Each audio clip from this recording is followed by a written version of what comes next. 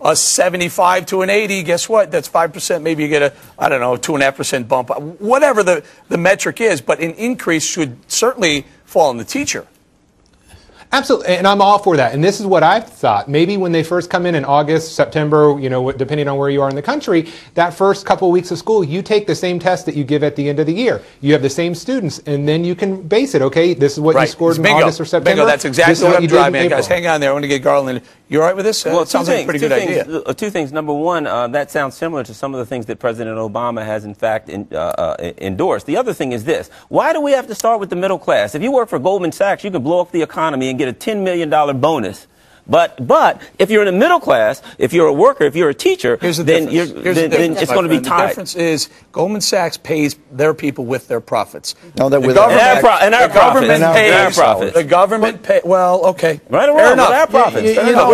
Listen, I hear you, but you know that formula. No one here. Hold on. No one here is condoning the bailouts of Goldman Sachs. Right. No one. I'm not saying that. I'm simply saying in private business, it's different when the taxpayer is paying the salaries. You know, that formula would work, but you would have to really evaluate the children that you're teaching. Some of them have this ADHD and all these learning disabilities. You can't really have the teacher be rated on that because maybe the child doesn't have the capacity to get that 90 as much as you teach that child. So in reality, you got to look at it all the way down the line. You just can't say, well, if they don't get 90s, you're not getting a raise. Maybe the child doesn't have the ability. Y'all have all pointed out the real key, and sorry to use y'all, we need a second person plural, but the key is local control. Everything everybody said that's a problem is derived from the fact that we've had a one-size-fits-all from Washington. If you respect the 10th Amendment and that power on education is reserved to the states and the people, the local control ran the schools better. We had better student success